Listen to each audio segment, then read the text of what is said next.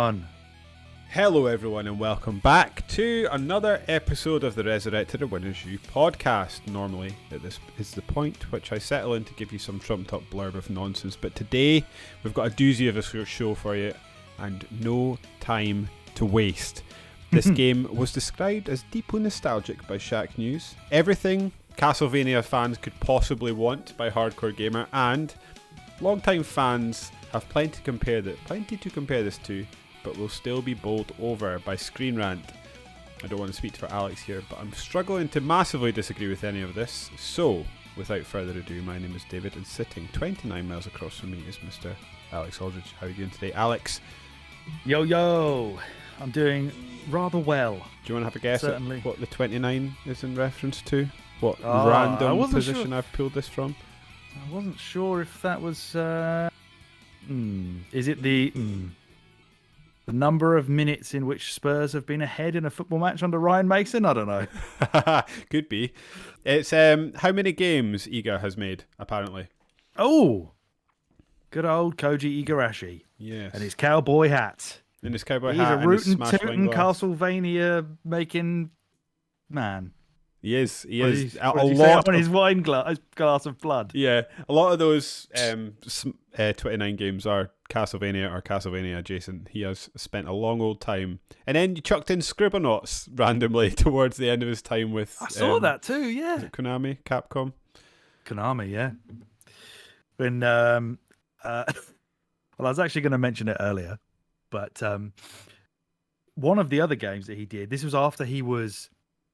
I suppose in his eyes, demoted, but he wasn't really, he was put on their social division, which is like one of the most egregious misuses of talent I think I've ever heard of. He produced a game on the 360 called Automedius Excellent. Just look at the box art. Okay. It's a Gradius. Is it Gradius or Gradius? Oh, I don't know. It's a spin-off of Gradius. Otomedius Excellent. Just look at the box art, I tell you all you fucking need to know. Good God. Yeah. Oh my God. So basically is it a bullet hell? It's a shmup, but all the planes are big-titted women.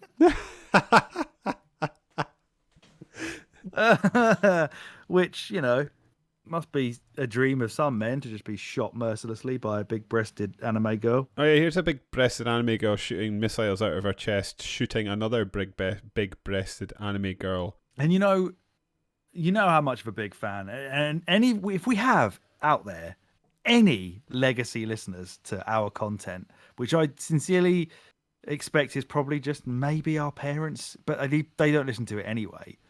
But anybody out there who followed us since 2009 knows I'm a big fan of Death Smiles, and that is questionable because of the scene at the end of the game where they're all sitting in like a steam bath in a towel, and it reveals in the instruction book one of them's 13 or some shit. So there's nothing cool about that. Although those games are great, but this game apparently sucks anyway. So and is like almost impossibly difficult. So I feel in no way compelled to buy it, which is growth. Growth from like 2 weeks ago where I bought Dead or Alive Extreme Beach Volleyball multiple times until I got the one I wanted. Did you have to complain and send them back? So you had to complain to an actual human being? Yeah. Look at the state of my Dead or Alive Beach Volleyball. You gave me a Dead or Alive Beach Volleyball in which the picture of the bikini-clad woman was shrunk to put some platinum colouring on it. I don't want this. Get it out of here. Do you think I'm buying this for the gameplay? I probably was, though, to be fair. I am buying it for the gameplay because, as we said on a different pod, maybe this pod? I don't know. Supposedly a very good volleyball game. Supposedly a very good volleyball game. There is no competition, so... There's no competition, and also I'm questioning the motives of the people saying this. Because they bought Dead or Alive Beach Volleyball to find this out. Yeah, well, I'm one of them. So you are. I'm a man of questionable judgment. So everything that goes from this point onwards, ignore it. There's like a dingy prostitute den in Tokyo somewhere that to get in, you've got to come down with a little battered copy of Dead or Alive Beach Volleyball and show the bouncer before they let you in the door. And he needs to check how sticky it is before he realizes proves if you're legit or not. Does it smash if I throw it at the wall into 1,000 pieces? Can I open the pages of the instruction manual? If so, you've not played it. Get out. Get out of here, You're not coming in. Your book's not jizzed. You're not coming in. Funny we're talking about this kind of thing on the day Rolf Harris died as well. Hooray, by the way. Yay. Serendipitous. I said that when I noticed it. I went at work today. I went, oh, Rolf Harris is dead. Way. And then somebody was like, oh, you can't say that. A man's died. Like, come on. Yep. Come on. Yeah, I mean, you're fighting the wrong corner there, friend. What's your like your limit on not cheering the death of people? I mean, my colleague said, who would you let's try and gauge who you would actually cheer for when they died then. And he said Goebbels. I was like, I don't think any of us are ever going to realise because he was long dead before we were born. Yeah. Why Goebbels? Why was like a 20-something-year-old man just picked Goebbels out of the air. Okay. Fair enough. That's the last time he cried. Or, no, cheered, sorry. Yeah, Rolf Harris and Goebbels. Kindred spirits in hell. I did, to be fair, I did laugh at the Twitter feed of it where I went to search for something and it said Rolf Harris trending alongside #nonce. And then the feed was basically loads of pictures of Philip Schofield with a Rolf Harris goatee and glasses on. Glad that the nation is not forgetting, or at least the social media part of the nation is not forgetting that he groomed a child and then came out as gay to try and smooth it over. He did the old Kevin Spacey. The old Kevin Spacey bait and switch. Yeah. Well, you can't bait and switch us when talking about excellent video games because we got a doozy. We do. Should we start with your thoughts? Because then I'll go into all this shit. Well, the actual game itself is absolutely amazing. And I think it's like amazing in a way that is like sort of the gameplay is modern enough to be like a nice, like, so I'm trying to think how to put this into words without saying something I don't mean, but like Castlevania, when we played it, was it last year? Was like instantly became like an all-time classic for David, and just became like a really important game to me anyway, within the pantheon of games. It just is. This one is, in terms of gameplay for me, was like, not that Castlevania wasn't fun in any way, shape or form, because it was. It just felt like it had modernised that sort of gameplay loop in a nice way that I appreciated. Or maybe I just started engaging with stuff. Like, we were speaking about the different builds you can do. Is that a thing you can do in Castlevania? Because like, as we spoke about, I would have just, unless I had been playing this sort of alongside you, I would have just bludgeoned on through with one build and never changed. Like, I never would have explored that, and I feel like I would have missed out. I would say you probably can't do that in Symphony of the Night quite as much, but you probably can do in some of the more, the more recent Igavania games, as they call them. So yeah, this just sort of felt like a touched up around the edges, gameplay wise. I did encounter a few bugs I think I spoke to you about, and one hilarious bug that allowed me to absolutely just cheese the life out of a boss. Same. Do you remember when Dominique fell through the floor? And I managed to just find her with the Void Ray somewhere hiding down the bottom and just swing it round really rapidly until I managed to get some DP points at the bottom. DP? No. Damage? I don't know. Damage points. I continue to be sort of building on what we were just chatting about, like confused and baffled by the art style of these games. I don't understand. None of it fits, and none of it I'm not even saying it's bad. I'm just saying like that nothing fits with anything else. It is just off the wall insane. And Castlevania, I remember thinking the same thing about that as well. Yeah, I mean, elements of the older Castlevania games were sort of like trying to be a greatest hits of horror, kind of on a larger scale than Resident Evil has been.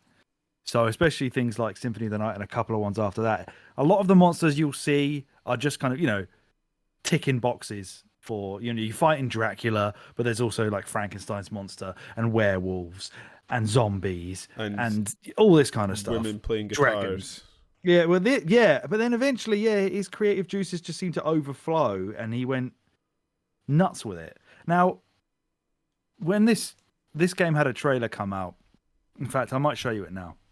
Okay. Because, I'll put it in the chat here. Because the first trailer for this game that came out after the Kickstarter. What? What the hell? What the hell? That's not right. I must have. What the? That's what? What on earth? There we go. I don't know. I don't know how that first lot even came up there. So how are you doing that? On the bottom left of Discord, sorry folks, there's a little like sound button. Oh, so there is. Oh, that. Oh, funny, we knew that was there for when we said fucking Jimmy Savile. Yeah. Might as well be. Rolf Harris died today.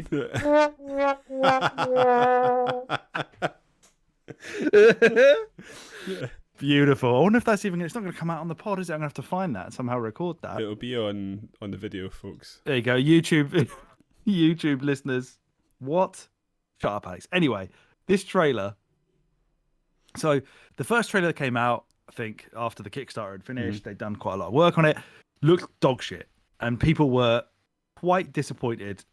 And obviously, being the time that we live in, were not shy about making their feelings known.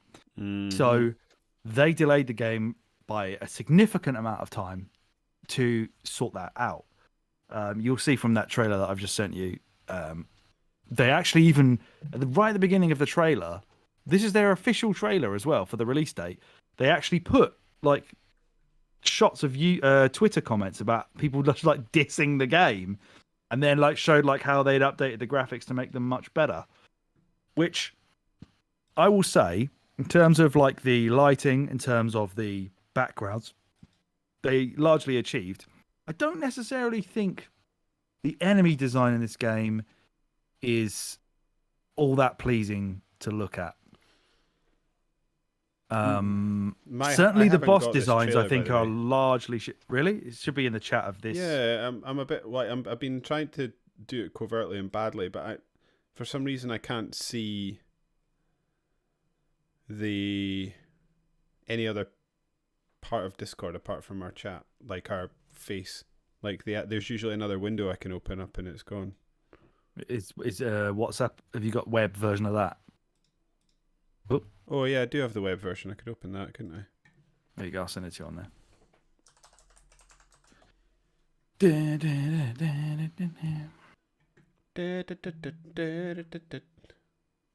It's too hot. I was going to get to that part of the year where everyone moan about how hot it is every podcast. It's only 11 degrees here still, so I'm still slumming it. Oh, I'm so jealous.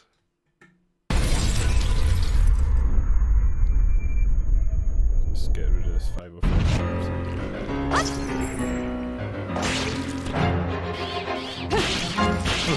I love that. The start of that trailer says it's part of nudity. No shit.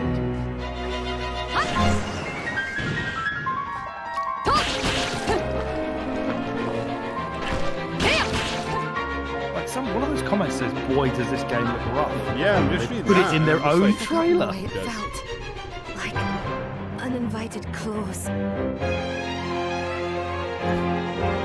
think this man I'm just so confused by him. Oh, when he's like, "No, that will prove them wrong." Yeah. Oh, you notice reduce the breast size of that first boss. Christ almighty. Oh my god, he has. Because the original was ludicrous.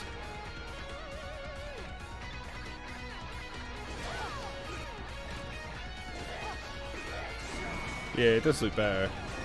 Miles better. Yeah, like miles better. Night and day better. So I think the environment's absolutely benefited from the time they took to do it. But some of the enemies look fine. but it's not necessarily a game where I would say that the overall art style is in its plus points. And the bosses, especially, I think most of the bosses look absolutely ridiculous, just like terrible. Some of them just look like actual poo. Yeah.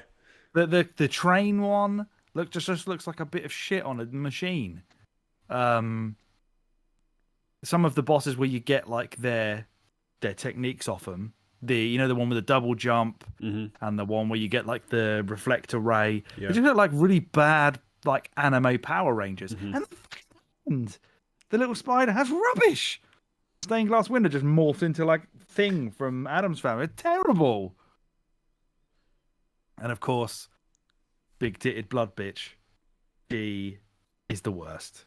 But we'll get to that later. We'll get to her later because she is the worst boss in the game by a long way.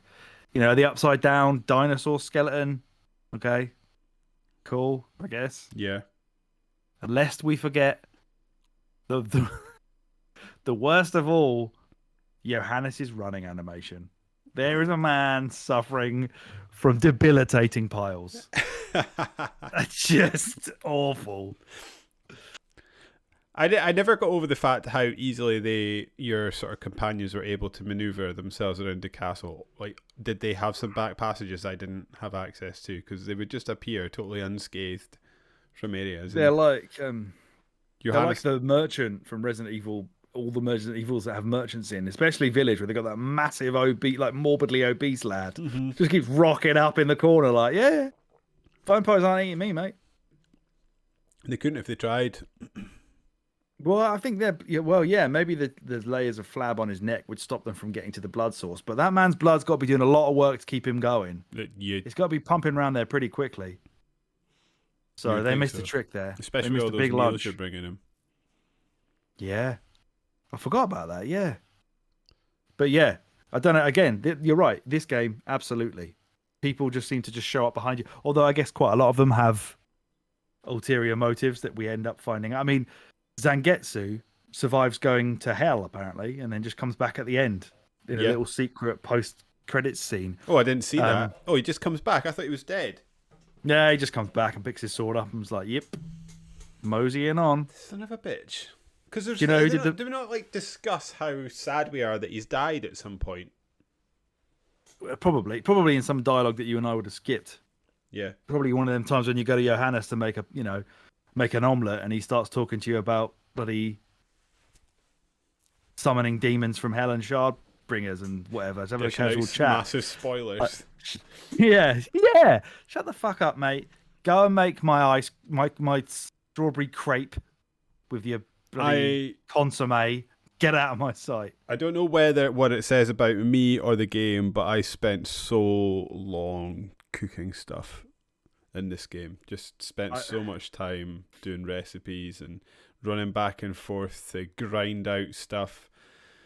Well, that's something we were going to get to later, but we might as well talk about that now. That's probably one of the biggest updates to this. There was a game, so Igarashi, who is the founder of ArtPlay, the developer behind this, man who kickstarted it, made the whole thing happen. Obviously, he's done he's been a producer and a scenario writer on a lot of Castlevania games, particularly on the GBA and the DS, which are some of the best games in the series. As those games went on, lots of the elements that are in this game were introduced. For example, and I don't remember exactly which one it was, but there's one of the games introduced like you taking the enemy's powers and then using them for yourself.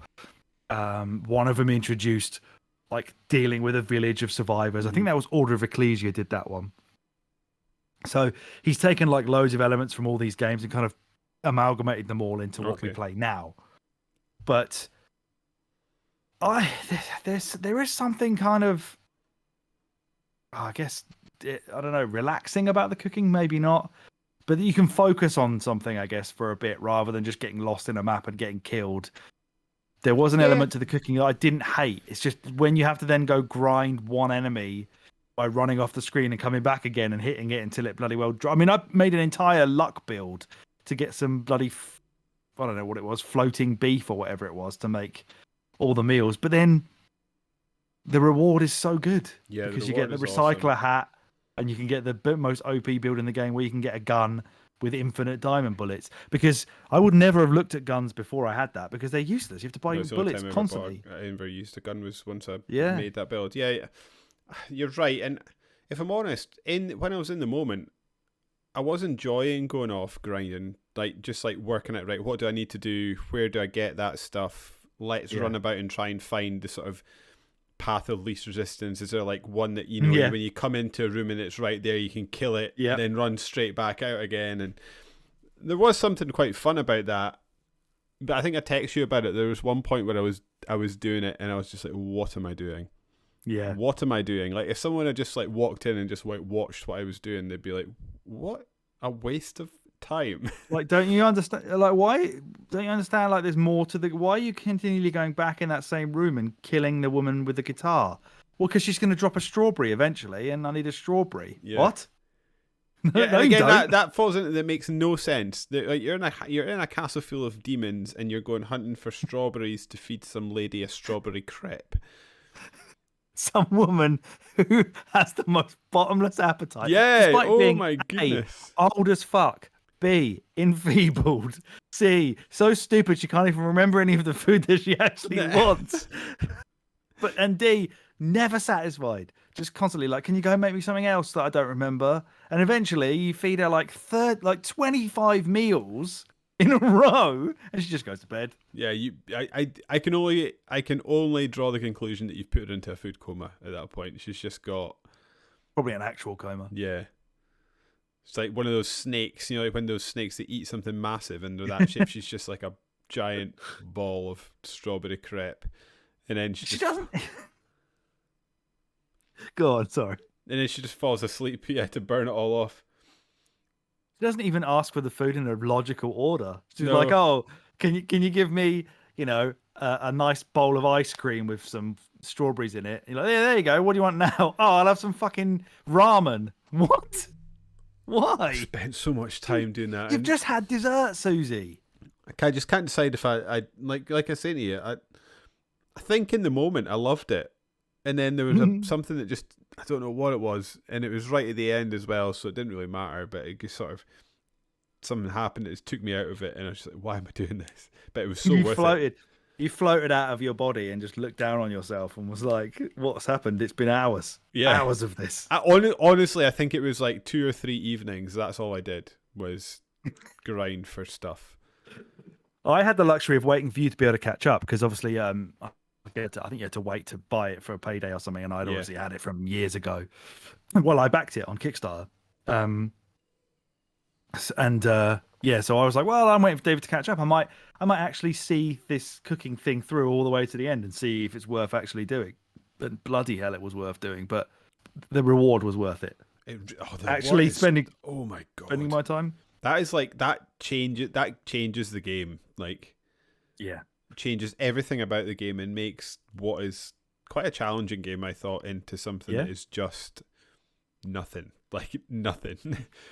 That end boss was dead in minutes, and then I started for a bit going round trying to collect stuff for the demon I think it was like the demon encyclopedia. So there's like unique demons that you can only get in one place.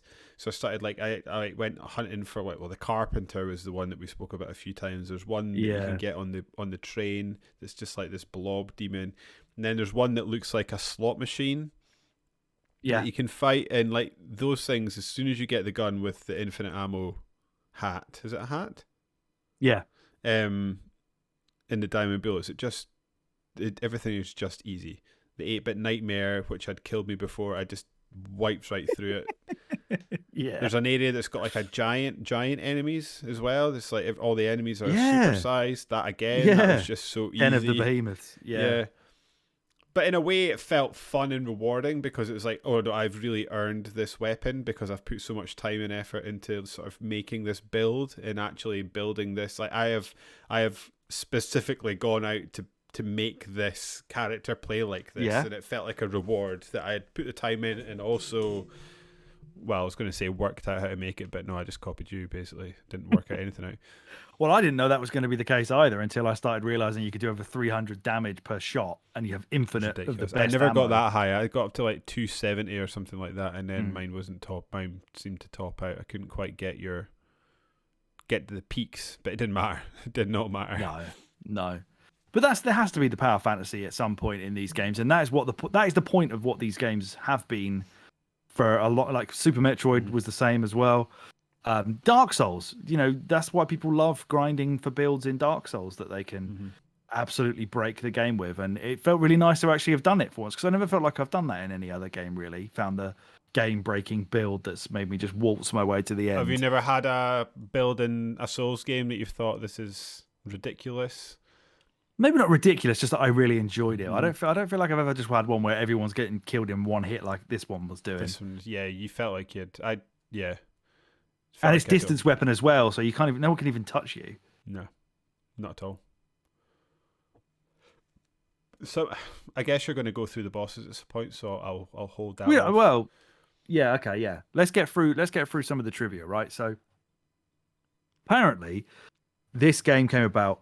The Japanese game development scene was apparently very surprised and took a lot of notice in Keiji Inafune's decision to leave Capcom and then start a Kickstarter for Mighty Number 9. So do you know about why he left? Was it because I don't know if he was made to. I can't remember. I wonder if this is like my read is perhaps wrong, but like I feel like I'm very fascinated by the idea that in sort of Japanese culture, it's a very respect-based society. Everything's based on like age and respect of your elders and stuff like honorifics and stuff like that. Yeah, and I can't remember where I heard this, and so I don't even know if it's true. I think it was maybe a university lecturer. It's like they will tend not to sack people. They'll just sort of move them into an area that they can't do any damage. And that in itself is almost worse than getting sacked, because because everybody you work with, say like they move you somewhere where it's an obvious demotion. Everybody knows it's a demotion, but you still got to go to work with all these people. Whereas if you just left, got sacked, got a new job, you can sort of start afresh. Whereas you don't get that opportunity. That is harsh in a way that I was surprised by. So it makes me wonder: did something happen with his relationship with Konami that he got moved? Because that's not even a sideways move based on what you were saying. Yeah. It's kind of like what happened to my dad when my dad was getting close to retirement age, and they made him apply for his own job again, and he apparently put through this like half-hour long PowerPoint presentation to show like how loads of the processes were invented by him, and they didn't give him the job and gave it to some guy in his 30s and asked my dad to train him, and my dad was like, nope. But they didn't sack him. My dad just had like a floating job for the last like year of his career. Just, what do you want to do? He was like, I'd quite fancy to go traveling again. I haven't done that for about 20 years since I had kids, so can I go to America again or something? And they just let him go off and do whatever he wanted. He just floated about, just being a boss. While some fucking 30-year-old's like, can you show me it? Nope. They wanted to know, should have kept me in the job, but nah. But whereas Inafune apparently just wanted to start his life over. Apparently, he'd been with Capcom 23 years. He said, the game industry itself must change the way it goes about making games. And he cited that job security creates complacency amongst staff, and big budgets with very large staff create problems within Japanese game companies. So he buggered off to make a terrible video game that he should be rightly ashamed of. However, he clearly was not necessarily behind the best bits of Mega Man, whereas Igarashi was definitely behind the best parts of Castlevania, which is why his did a hell of a lot better. As we discussed a bit earlier, he's mainly known for Castlevania games. He's one of the sort of forefathers of the Metroidvania genre, which is why we're here for MAYtroidvania right now. His first game was, of course, Symphony of the Night, which he was a assistant director and a programmer for, which he really basically sort of adapted the formula of the 8-bit and 16-bit games and kind of added this non-linear exploration to it and the RPG elements, which is what is a staple of what they have been ever since then, really. That type of Castlevania game was known as an Igavania game if you're sort of one of the fans. If you're really tearing apart the genre. Yeah, exactly. Because now they call it like search action. I don't know if that's I've Nintendo not heard that tried to call it that, but that's what a lot of people seem to call the genre because there's so many more games than Castlevania and Metroid now. They call it search action games. They're yeah, in my head they're Metroidvanias. Yeah, Probably exactly. always Me will too. be. I think Yeah. I don't know if this is even a valid point, and maybe I'm talking at my ass, but I do think so. When you were talking about how he said he thought that the games industry had to change the way it made games. I actually think That was Inafune though, not Igarashi. all right, okay. Yeah, Well, that's sort of Mega Man guy. It made me that for some reason it kicked loose a little memory in my head, and I just remembered listening to probably an IGN podcast back in like 2008-9 when we were at uni. And it was around about like the Final Fantasy 13 stuff, and caveat all this with I've not played any Final Fantasy game, and I'm not speaking from any point of authority here. I'm just sort of parroting a story I heard 15 years ago.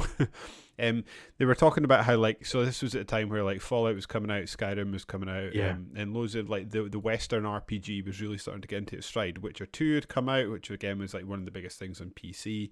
And they were talking about how the Western developers had really hit their stride, and it felt like Japanese development had stagnated somewhat, in that they were they had sort of continued to make the games that were always popular in the same way that they were always popular, and sort of never moved them forward.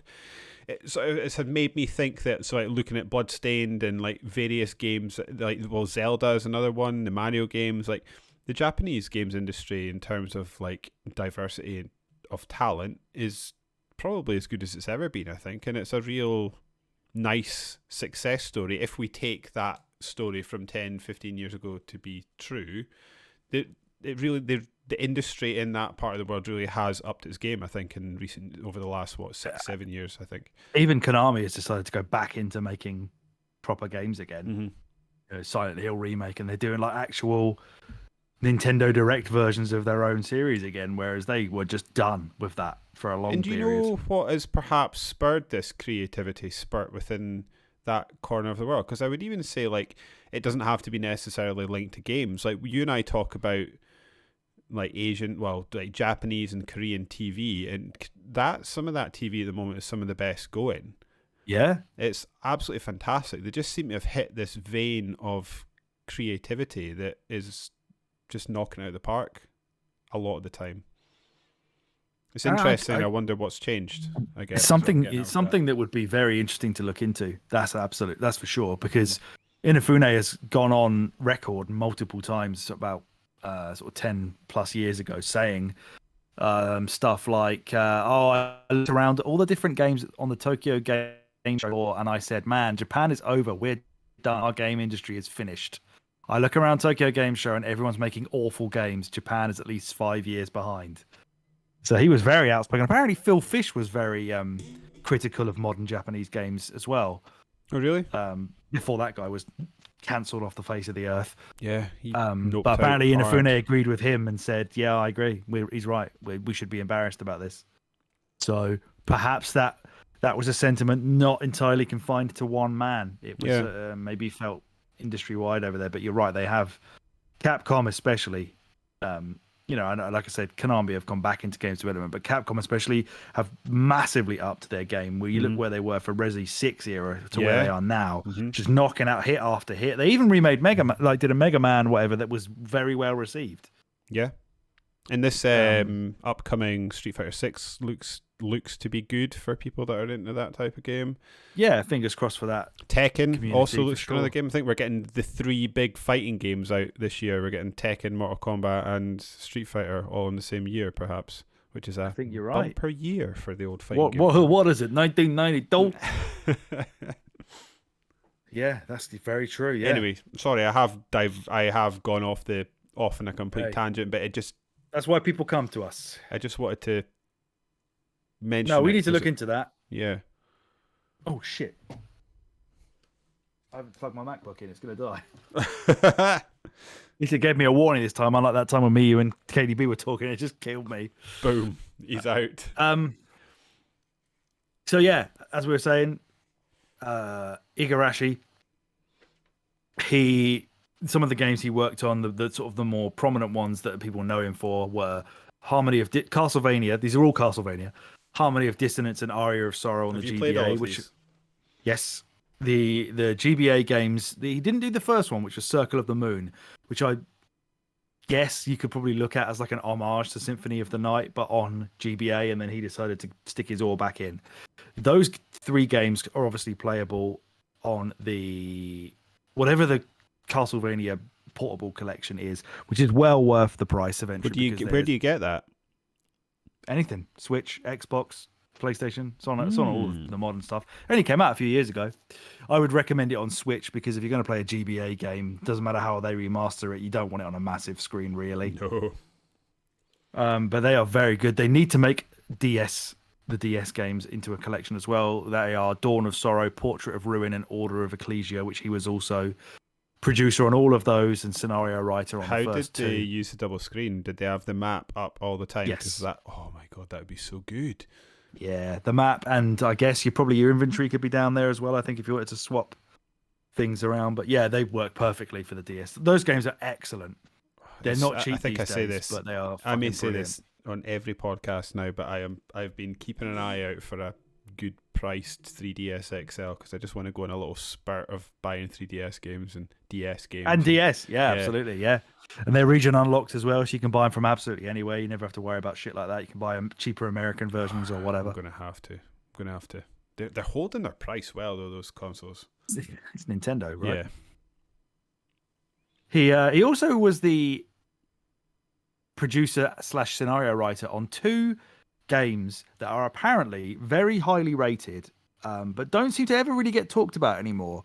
They are seemingly like forgotten gems, but they are Lament of Innocence and Curse of Darkness on the PlayStation 2. Oh. They are 3D Castlevania games, but ones that are apparently non-linear in the same way with the same kind of map as the 2D ones. I own one of them, but I've never bothered to play it. But they are apparently well thought of these days. They've had a bit of a renaissance in recent years. Yeah. Maybe because of Bloodstained, who knows? As we were saying at the end of 2011, Igarashi got moved to the social division. Apparently, he felt like he was being misused by the company, and he was too used to console development. He wasn't really understanding of the mobile market. Social division. What? So dumb.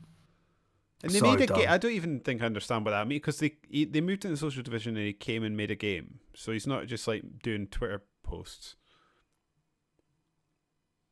No. They're just making social games. So basically mobile games. Right. Hang on, let me see if I can get more of a. Hang on, let's see exactly what he was told to do or what games he did while he was there. So he made that stupid Media's excellent.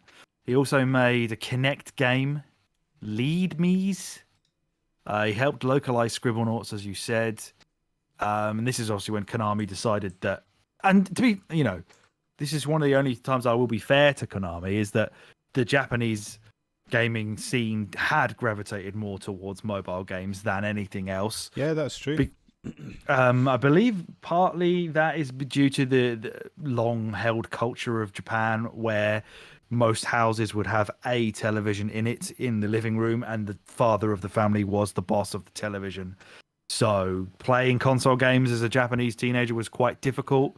You wouldn't get a lot of time for it. So sure, mobile games is where everything sort of shifted. Yeah, the Konami PSP and stuff like that. And for some reason, Monster again, Hunter, right? Yeah, you've I would honestly must have been like 10 years old, but you've again just like kicked loose a little David memory. I watched it was when Tamagotchis were a thing. There was a news report talking about how Tamagotchis were sweeping the world and how actually they had come from Japan because of people typically living in small living spaces without a lot of like no like garden space and stuff like that. And this was an attempt to sort of allow kids to learn about pets and things like that. So I guess it's the same idea on a different side of the coin.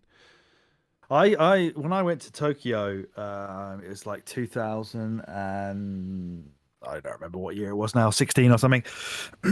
I went to go see a friend of the guy who I went to Japan with. So he had a friend out in Japan, and he lived in an apartment in Tokyo that was, I want to say 2 rooms. One of those rooms was a bathroom. So you had like a little hallway. So you'd go into a hallway, and alongside the wall of the hallway was a kitchen, like a hob and a sink on your right. On the left was the toilet and a shower, and then there was the main room, and that was it. And he had his bed in there, which was also a seat.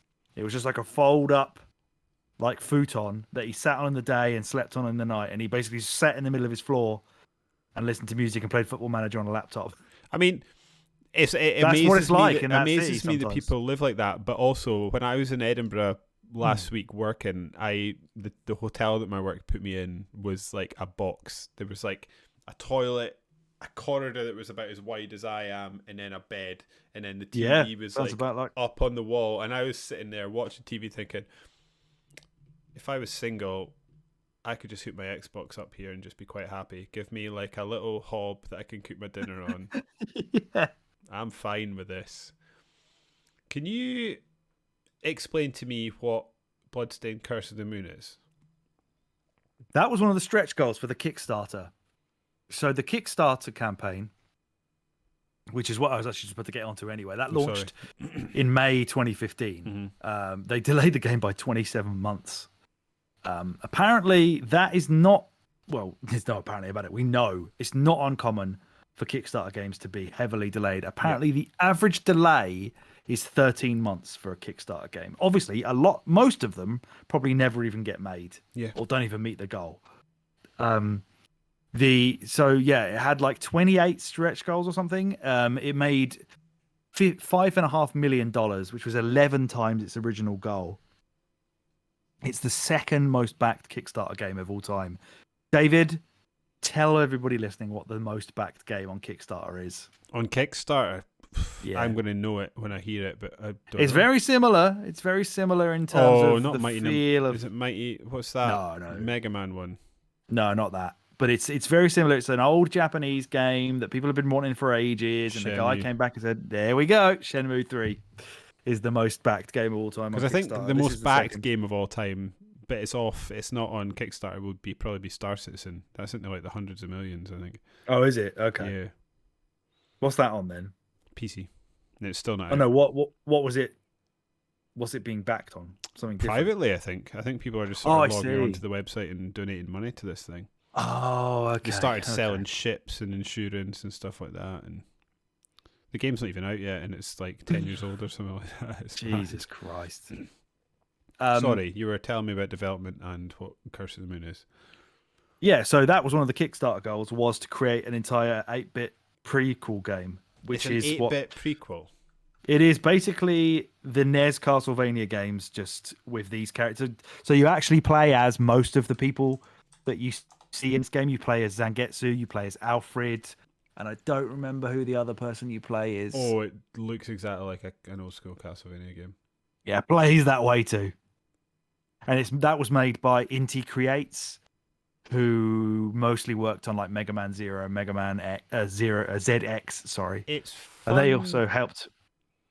Sorry, carry on. I was just. They also helped with Mighty Number 9. Right, okay. It's fun looking at the 8-bit versions of these bosses I've seen in 3D now, because a lot of them are.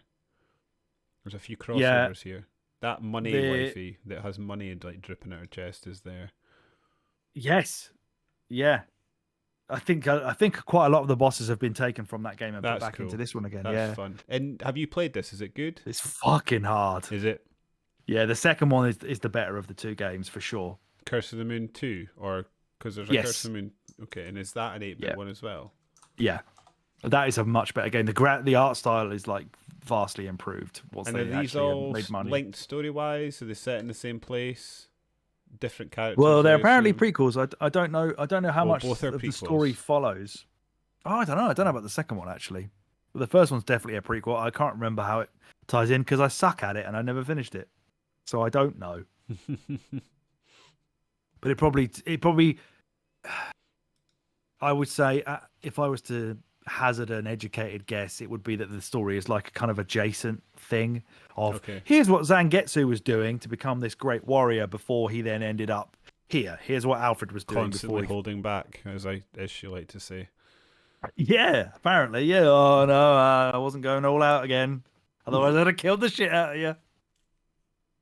What else? So another one of the stretch goals. So yeah, some of the more interesting stretch goals, as well as that Castlevania Curse of the Moon, was the voice actor for Zangetsu. Do you know who it is? We worked this out, didn't we? It's Geralt.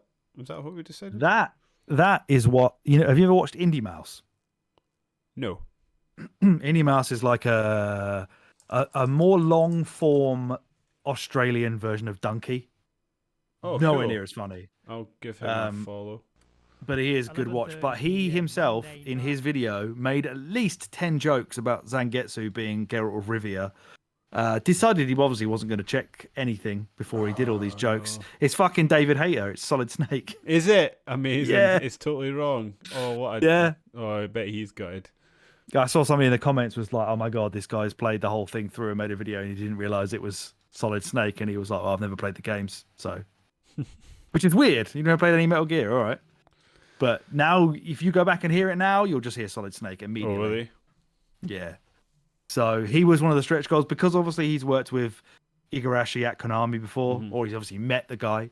Also, the composer for the game was Yamane, who did Symphony of the Night, among many other Castlevania soundtracks as well. What were the other stretch goals? Oh, there's a gameplay mode. Did you try any of the other like? Oh no, I forgot. No, because there's ones where you can like random the game or something like that. Is that right? Yeah, there's a roguelike basically mode where it just randomizes.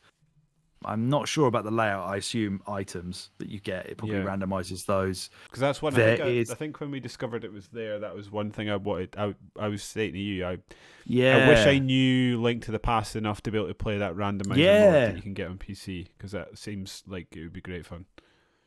Takes you so long. Takes me so long even when I know where the stuff is. Yeah. Yeah, you can play the whole game as Zangetsu, which is pointless. That's a long-running trope of Castlevania games by Igarashi, where if they give you like I think even in like Symphony of the Night, they give you like, you can play through the whole game as Richter Belmont or whatever, and it's like you never actually get any powers, you never actually get any items, you never actually level up. You're just like God. It's just God mode, but you've just got that set of moves, and then what's the point of half the game? Yeah. If you're not increasing your powers and then unlocking items to get you through parts, yeah, it sort of defeats the whole purpose, doesn't it? You've just pasted a really powerful bloke in it and expect me to play it for 17 hours. I've just done it already. No, thank you. There's also supposed to be a versus mode and local co-op and online co-op in like a boss rush mode that they have initially said that was due out in something like Q3 2020, before things like classic mode, which has now come out, which is basically the 3D graphics but set to be like an old school Castlevania. So I did try that for a little bit. They've even like adapted Miriam's movement so that she kind of jumps and attacks in like the old school Castlevania ways. It's weird. I could not sit through playing that for that long. But yeah, we are missing out on these online co-op modes. It's supposed to be coming in version 1.5, but we're still version 1.4. I don't know if that's ever going to happen. The most recent update. No, the most recent update on the Kickstarter was him saying we're going to do a live stream of some Mario Kart. And people were like, "What the fuck are you doing? Do the rest of the game we paid for, you prick. Take your fucking hat off, put your glass down, and get on with it." Of course, they ditched a lot of versions as well. Like they ditched the Wii U version, they ditched the PS Vita version because that got discontinued because they delayed it so much. By the time they actually got the game out, the PS Vita was no longer viable, so they had to ditch a couple of versions that people were paid for, which is unfortunate. But they offered people that they could change to any version they want or have a refund. Okay. They did whatever they possibly could. But they basically had a roadmap that was supposed to finish in Q4 2020, but it's gone on a lot longer than that, and they have not finished it. I believe it's within a year of it coming out. So it came out in June 2019. So what was that, for like 4 years from when the Kickstarter started? They sold over 1 million copies in the first year. So it did well, and I think there is rumors of a sequel coming out, which we both definitely hope that there is, because this game is fucking brilliant. Even if it's not quite as good as something like Symphony of the Night, I guess. I was going to go through the story, but to be honest, I can't be bothered. It's just nonsense. It's nonsense. There's a big castle. Fucking, she can get shards into her body. Somebody's controlling her mate for the couple of shard bringers. People have unleashed hell into a castle. You got to go there and stop it. Twist: the woman selling you all the stuff from the shops. Actually, the horrible person. She apparently she was really pissed off that when everyone was making shard bringers and summoning demons and stuff, they killed loads of humans. So she wanted to get revenge on God. So she just summoned a big demon that you ended up killing with a infinite diamond bullets. Yeah, I don't think she in a thought few that minutes through particularly well. No, probably not. Another one of the stretch goals was that this was promised to be Igarashi's biggest ever castle. Was that a good thing? Did you enjoy how big the map was? It was his biggest ever map. Did you think that was a good thing? Now we're going to get back into the gameplay and our opinions on the actual game again. So lay it on me, brother. I'm actually not sure. Now you're saying that, I'm trying to think back, and I'm not sure. I think once you unlock the sort of fast travel points, there was a couple areas that the game wanted me to go back to that there was no clear and obvious sort of this is the fast travel point you want to go to. I don't know how I feel about that actually. I would need to sit and think about it. I'm really it's not a great answer, but I just don't know. You were worried at one point that it was going to make you do the whole thing upside down again.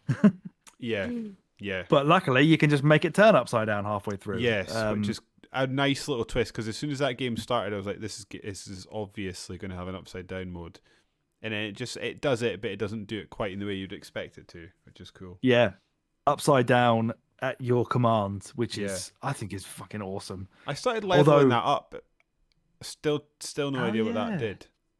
It didn't. I think it was. I think it gives you some like invincibility frames after you've inverted, so that you don't get hit as soon as you do it. Right, yeah, of course. Yeah, I think you're right. Okay. I think I stupidly inverted the game for the entirety of that fight with the slot machine, and I didn't realize that when it shoots all those coins out, that's just free money.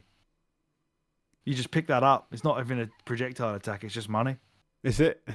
Yeah, you just get like 20,000 Gs just from picking up the coins. I didn't even. And I was trying to get out of the way of him and trying to shoot him from the ceiling, and he's trying to give me free money. What an idiot! What did you think about the map thing, out of interest? Because now you've stumped me. It certainly falls into that category of like a lot of it doesn't make any sense. Why is there a hidden desert? Why is there a lava area in this supposed castle? The castle has a name actually, and I need to tell you what the name is because it's got a brilliant name. It is called the Hellhold. So that's pretty cool. Yeah. I live in the Hellhold in 18th century England, apparently, during the Industrial Revolution. Of course, why not?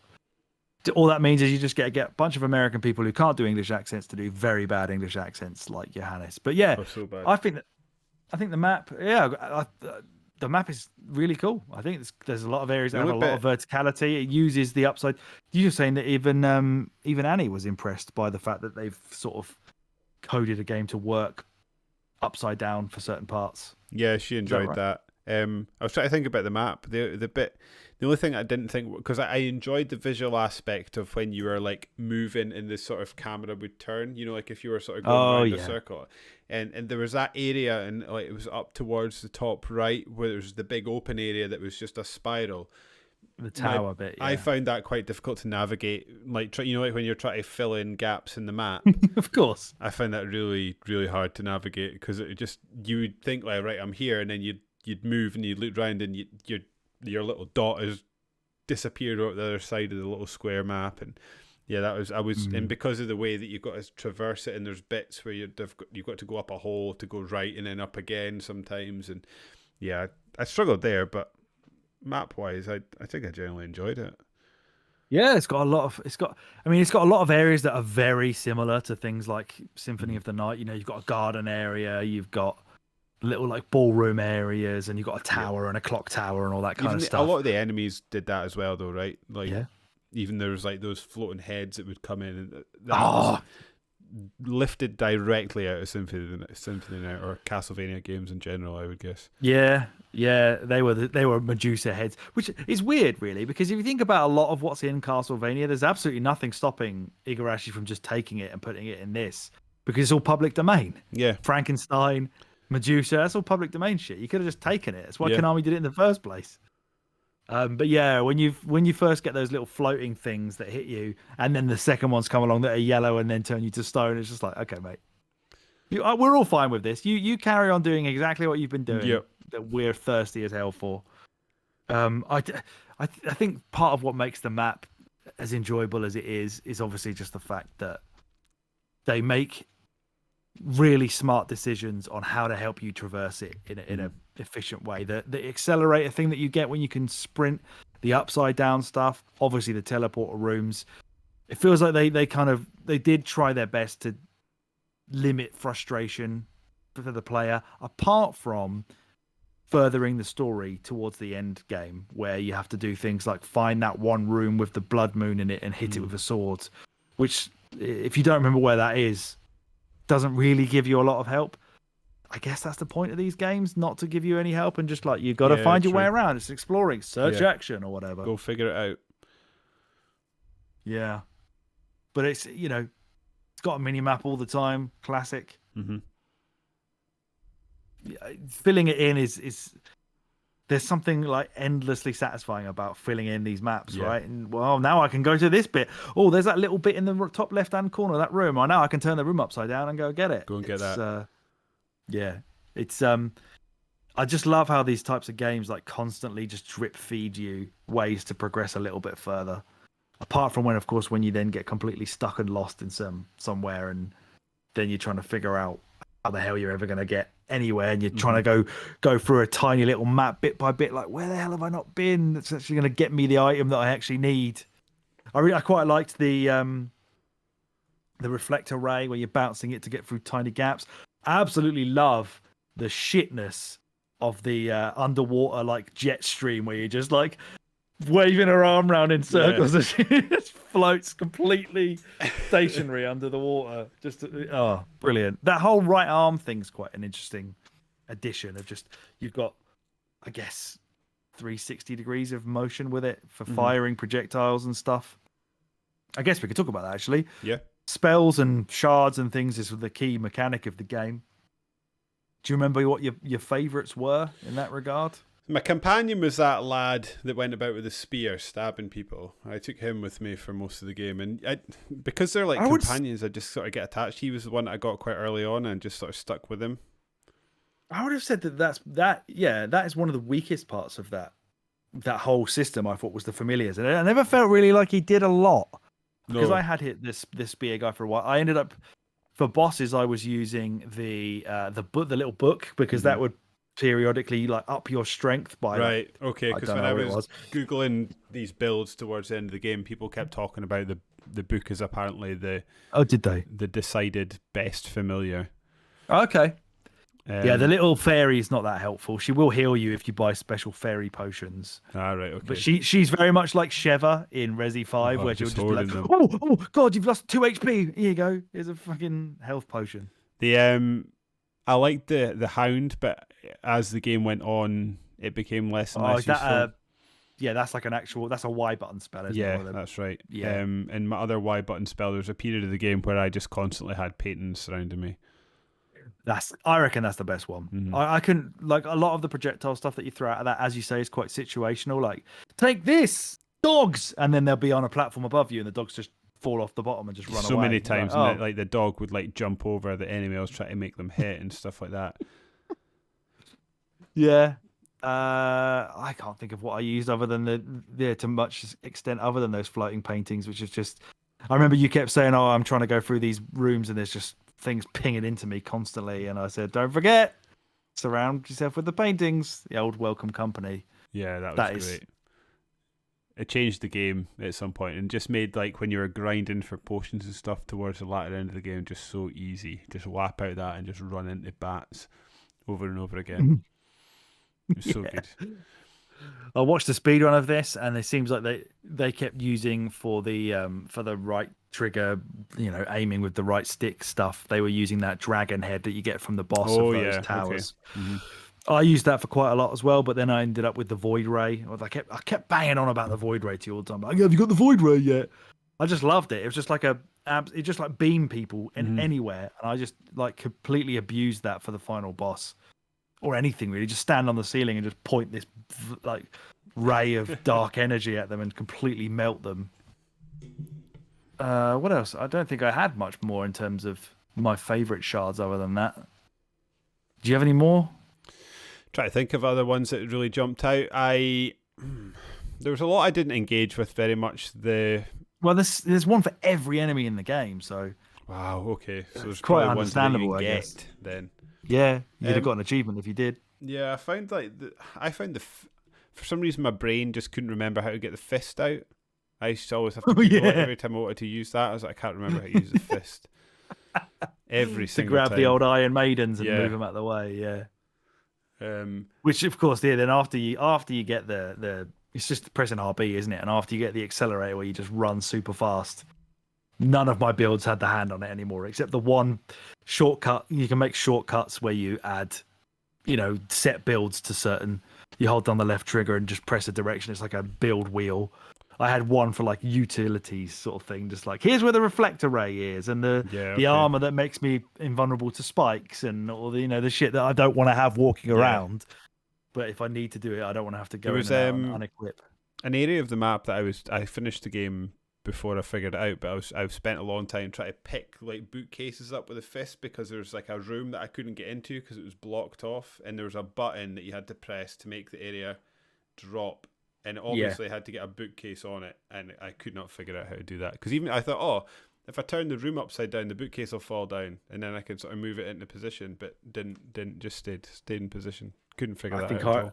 I think I remember having trouble with one of those types of rooms as well, where I had to kind of like be holding on to it when I then inverted so that I could take the book. I bet you that's it. Damn it.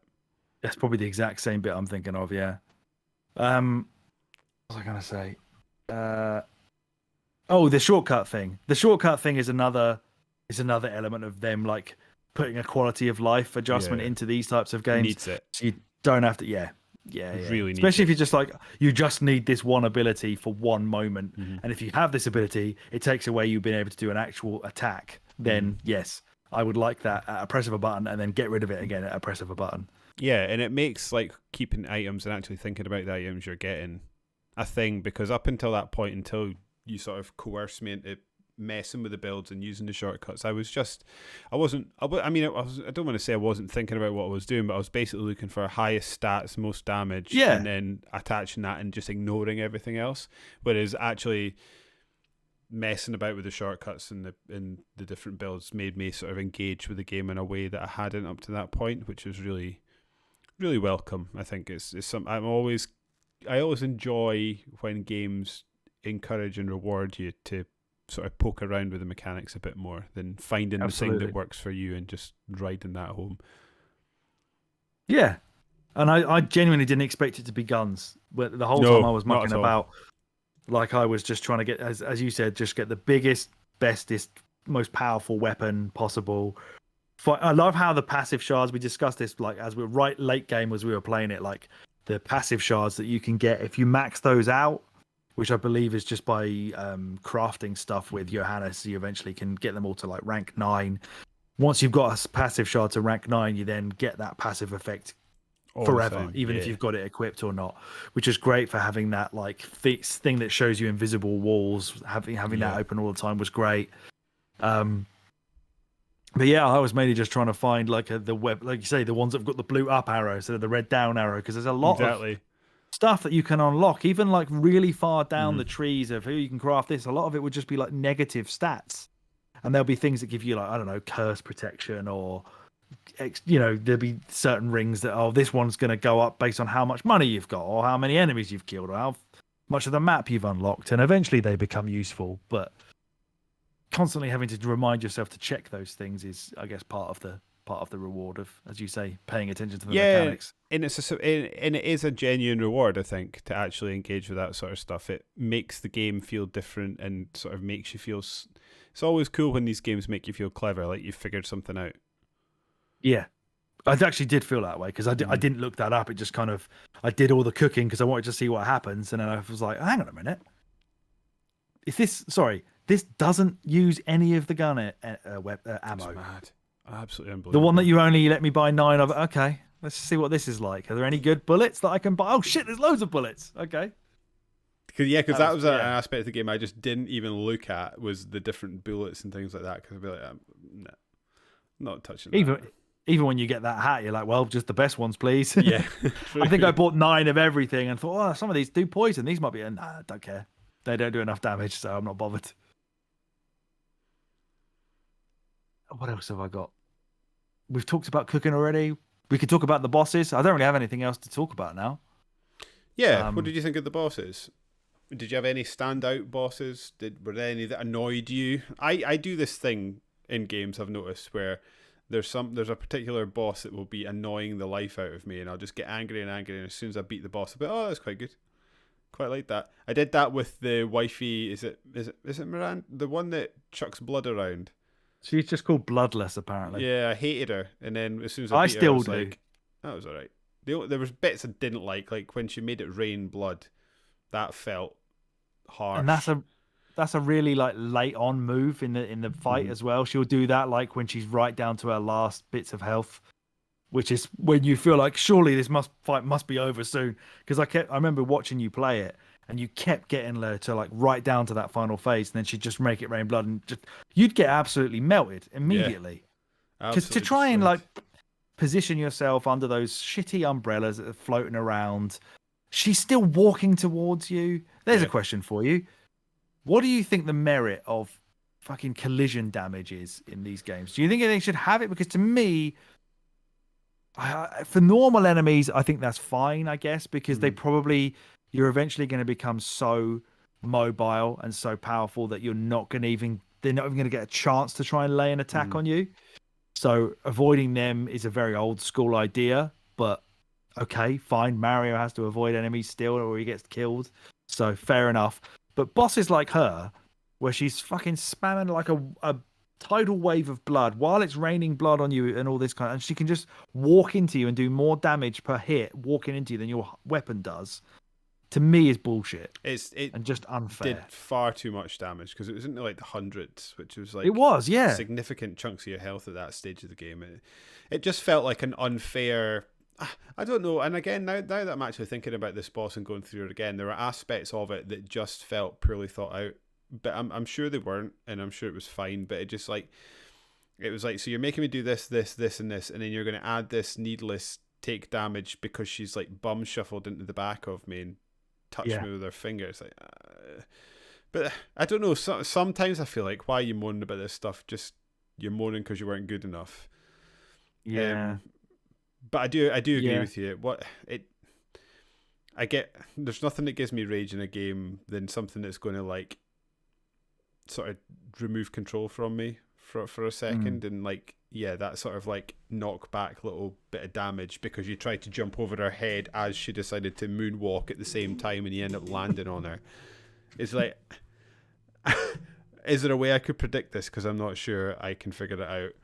I can see. Which is why the gun at least was a godsend by the end. I don't have to worry about them touching me anymore because they're nowhere near me. The mechanic that he did quite often that I found that I didn't really get to grips with until the end of the game is like during bosses, he does it a couple of times. He does it with those dragons. I think the 8-bit Nightmare does it, and there's a couple other times it does it. They'll like have a wave attack at you, and it'll be like something you've got to jump through. So it'll be like this wave coming at you, and you've got to like jump.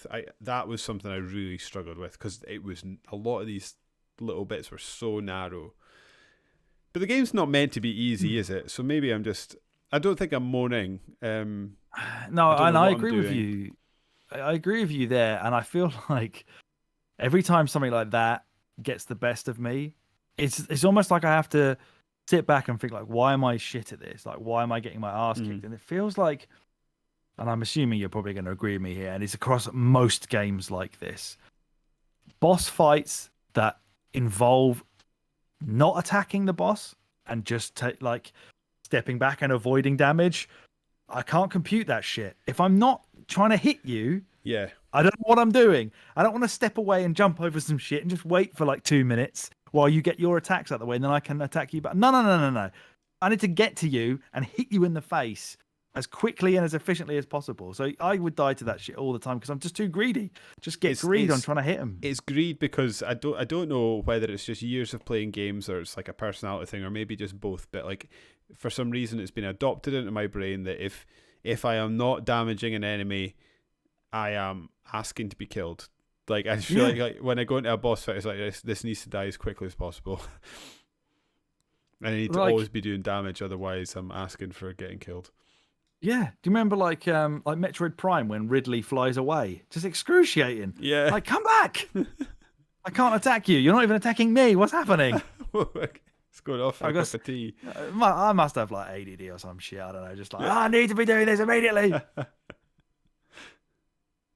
Oh man, what do you think to the final boss?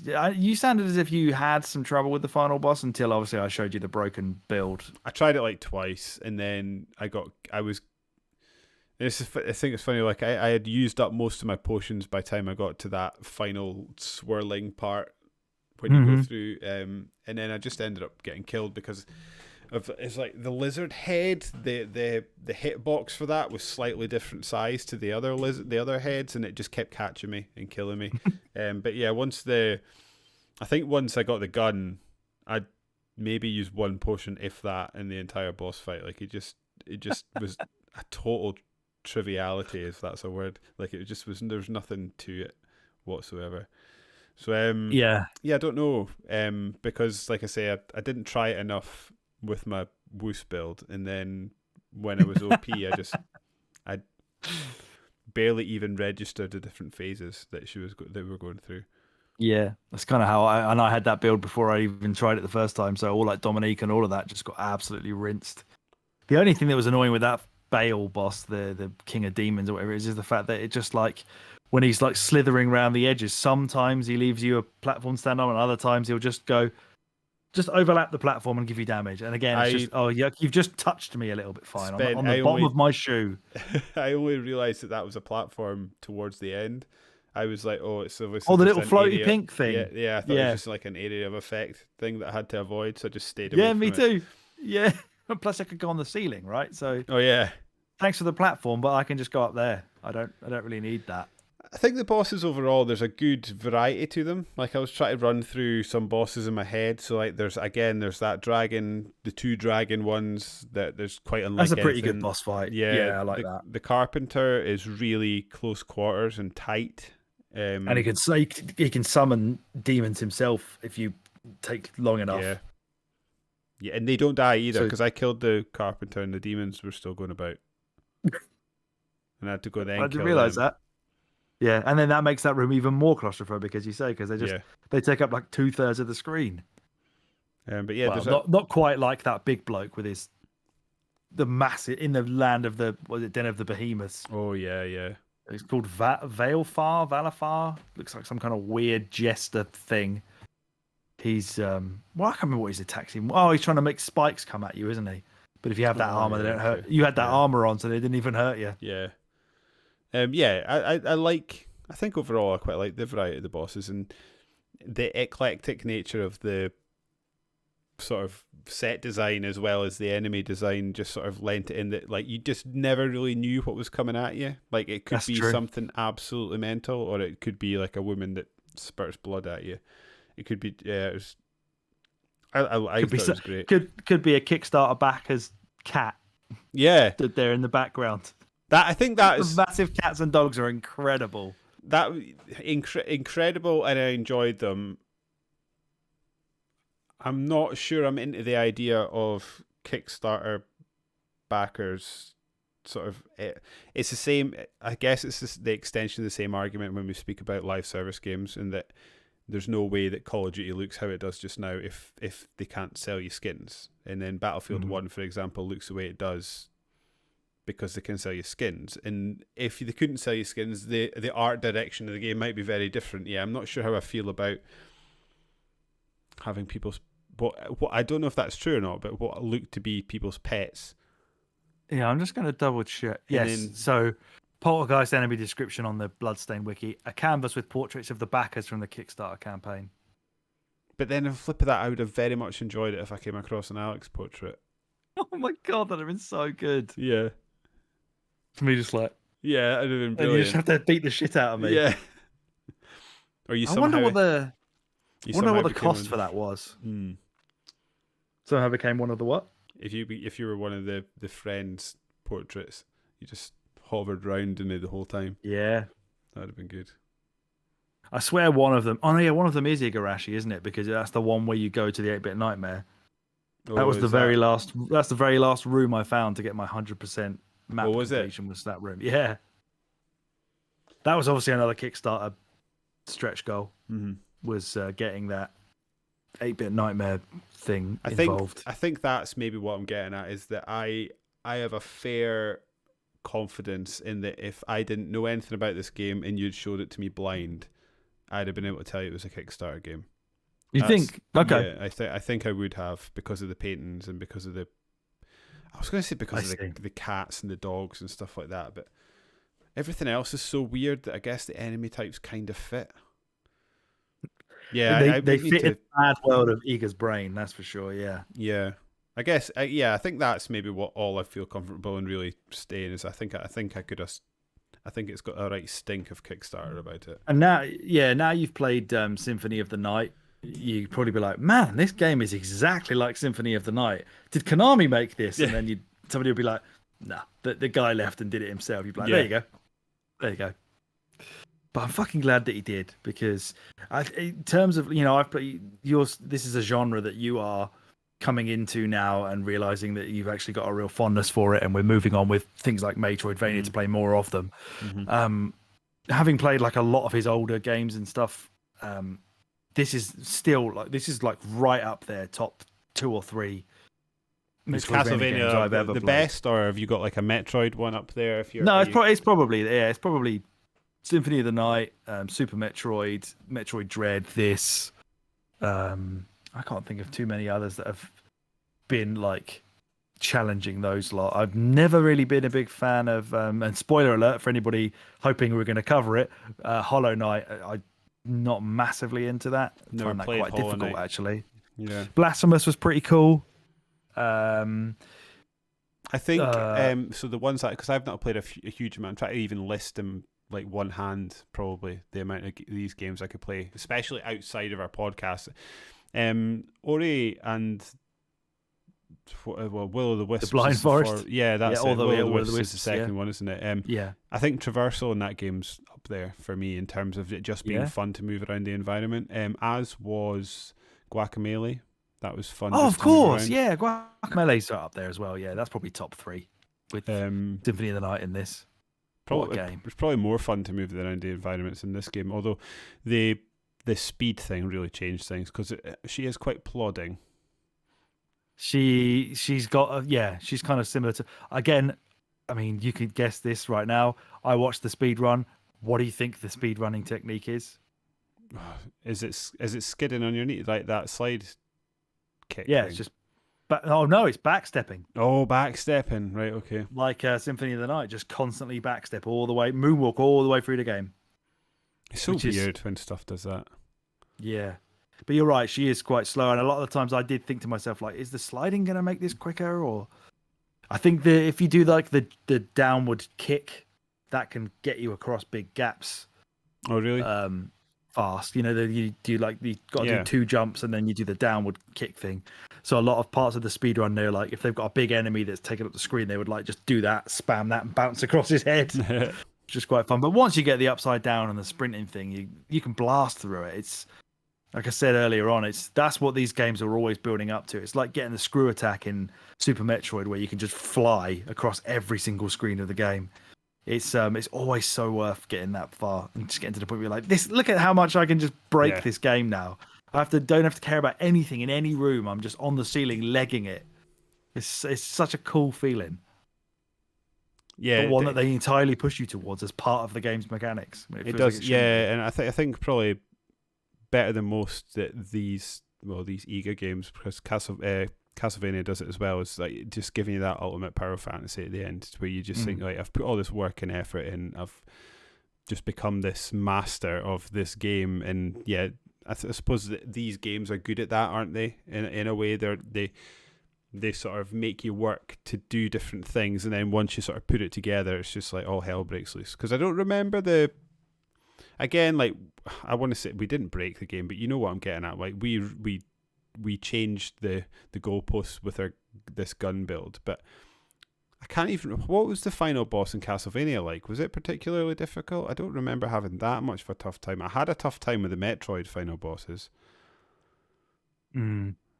What in Symphony of the Night? Is that it's not remember. Dracula, is it? Is it I know you Dracula? fight Dracula at the beginning as Richter. I've And then now forgotten Alucard what it goes is. back and I swear it must be. But it's like a big floaty version, isn't it? It's like a massive floating demon thing. There's certainly And not all that crazy psycho background's going on. to sort of try and jam my rubbish point that I've clearly not made because I was talking rubbish. The final bosses are never the hardest. What I find the hardest part of these games, for some reason. Yeah, because at that point you've had time to do what we did and make it easier for yourself. But it's the earlier bosses in the game that always just wreck you, and you feel like should I be here? Have I gone too far? Like, this shouldn't be this difficult. Like the Blood Lady Zangetsu was the one for as me. well. Yeah. Oh, Zangetsu got me a couple of times. The first Zangetsu fight as well. You've done very little of the game. He just wrecks you. Mm-hmm. Not quite as much as Zelda does. Not quite as much as Tears of the Kingdom. A normal enemy wrecks you, but oh my there we god. go. Yeah, that has been a lesson. So my first foray was yesterday into this sort of map proper, and I just got my ass handed to me over and over and over again. One thing that game apparently has is like one shot protection, where if you have full health, you'll never actually get one shotted. It'll put you down to a quarter heart. Oh, so really? make sure you've got full hearts at all points. Okay. You should at least give yourself a second chance. Yeah.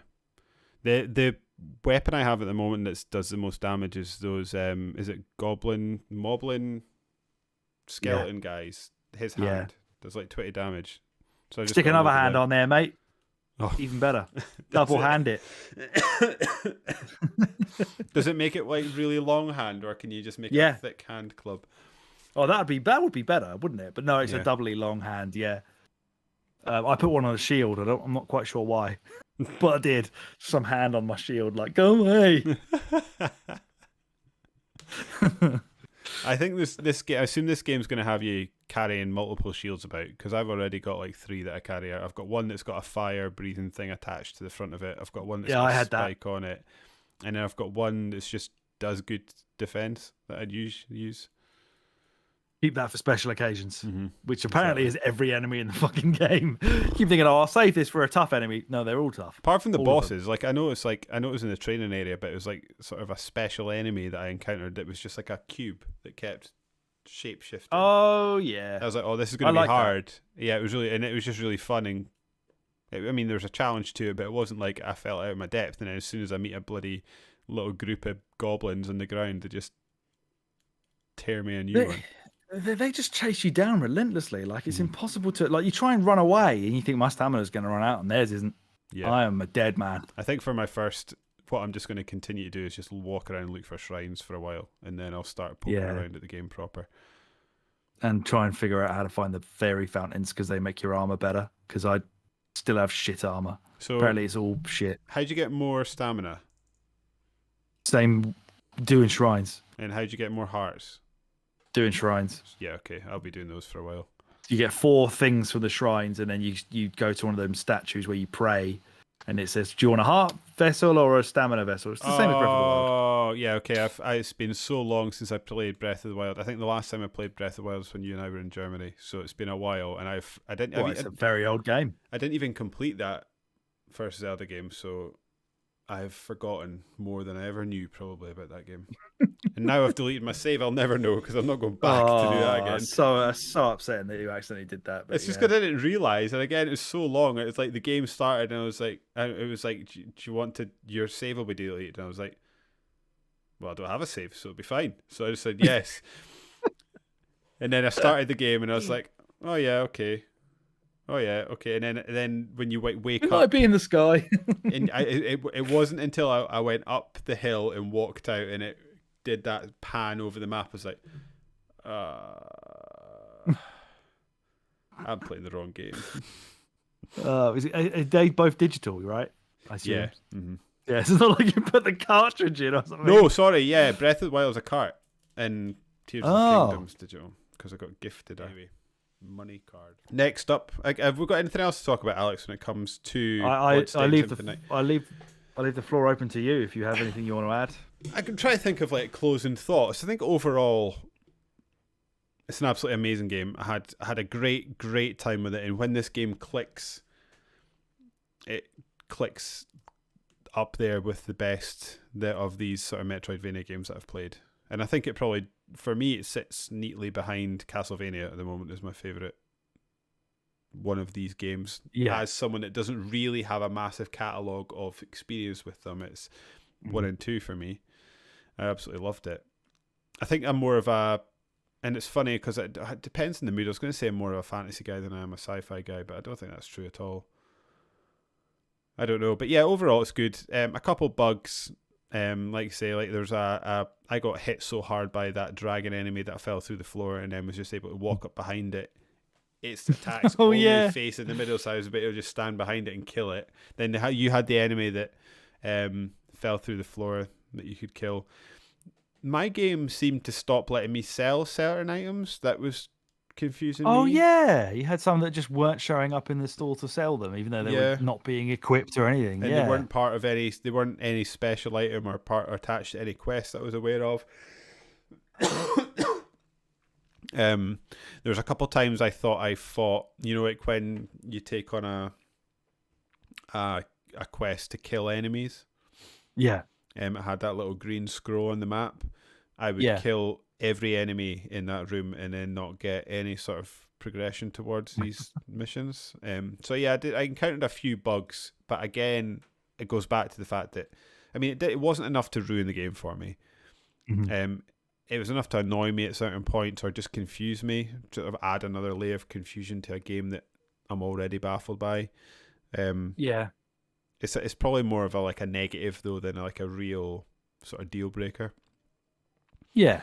But yeah, it's overall great. I love the weapon build stuff. I think for the most part I enjoyed the boss fights and just sort of traversing the areas. And like you say, like the size of the map meant that when you went to a new area, you never actually knew what you were going into, and it was so different that I quite enjoyed that. Because, and again, this may be wrong, but for the most part, Castlevania was largely a castle. Is that right? Have I just? There was definitely like an underwatery bit there.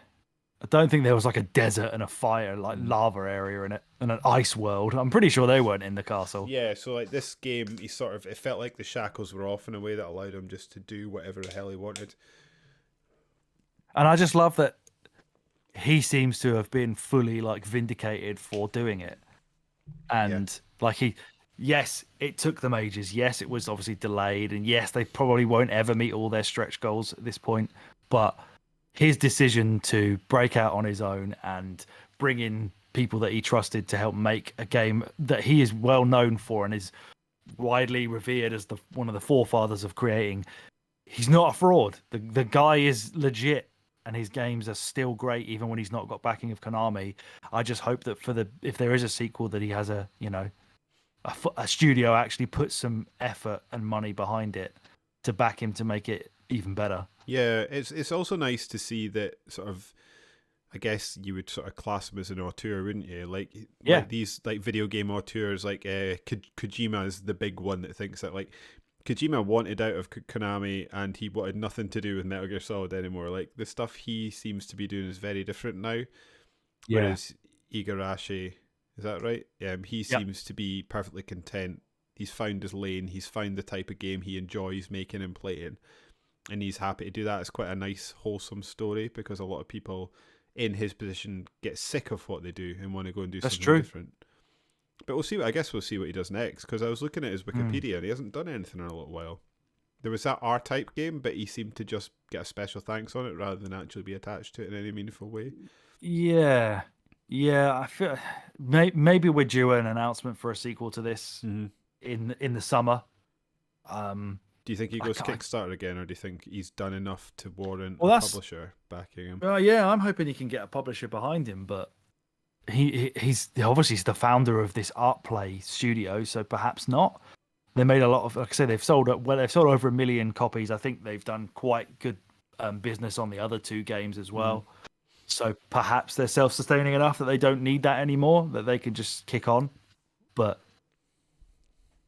Yeah, it'd be interesting. we shall see. We shall see. What have we got up next, Alex? It's one of my choices, though, isn't it? So I suppose I should tell them what's up next. We're going to play. Yes. We're going to round off Metroidvania with. I suppose this is quite a different one of these type games, isn't it? Very much so. Yeah. It's a little bit out of the box. We're going to be playing some Shadow Complex, which I've already started. I don't know about you, Alex. Have you been digging in? Well, you know my trials and tribulations with it last you have night. been having them, yes. I'm having a good time with it so far. It's very unlike any other one of these games that I've played, in a way that feels your hand is certainly held a lot more, and it feels shorter, but we'll see. It will definitely be shorter. We actually, that was one of the mentions we had on Twitter, wasn't it? From at SquidKid94, who says you have to discuss. I think he thought we were going to get more done than we actually do. But he said you've got to discuss Omega Strike, The Mummy Demastered, Zeo Drifter, and Shadow Complex. So I've already mentioned to him, get one. You're in luck. You're going to get one of them. And that is the one, Shadow Complex, which was, as you and I discussed earlier on today, epic. At the height of Gears of War, just doing a little weird spin-off thing. Yeah. It's Nolan North, isn't it? No, North? it is Noah North at being as Noah North as he can be. Yes. But yeah, you've got that to look at. You've got that to look forward to, which I suppose brings us towards the close of another episode of the Resurrected Winners You podcast. So it's time to pack up, lights off, lock the doors, head back to our hovels to prep for the next episode, which, as we've just said, is going to be Shadow Complex. For some reason, that is such a bog standard, like nothing name that it is not going in my head. It is just like it's so awful. Space Marine. It's just like so bland. Anyway, but two words that mean absolutely nothing to do with the game and nothing. They have no relation to each other. Shadow and Complex are like two completely different things. Doesn't make any sense. No sense whatsoever. If you enjoyed what you heard today, and even if you didn't, please subscribe to us on your podcast feed of choice, and then please think long or hard about leaving us a 5-star review. Alex and I don't get paid for this, so you may as well thank us by giving our egos a wee stroke. It helps grow the show, and we really do appreciate it. If you're listening to this, you can also subscribe to our YouTube channel by heading over to YouTube and typing A Winner Is You podcast into the search bar and then clicking that wee subscribe button. Should you desire, you can also get in touch and tell us what you thought about any of the games we've covered over the years by firing us an email over to awinnerisyoupod@gmail.com. And you can keep up to date with the latest goings on over here at A Winner Is You Towers by following us on Twitter at WinnerIsYouPod, or give me a follow on Twitter at DavidSmiley1, or Alex a follow at SuperThrillix. Alex, have you any other business, or is it time to bounce out of here? Let's get out of here, son. And on that bombshell, I've been David, he has been Alex, and we have been A Winner Is You. Bye. What do I normally say? And I'm out. And I'm out. Keep gaming and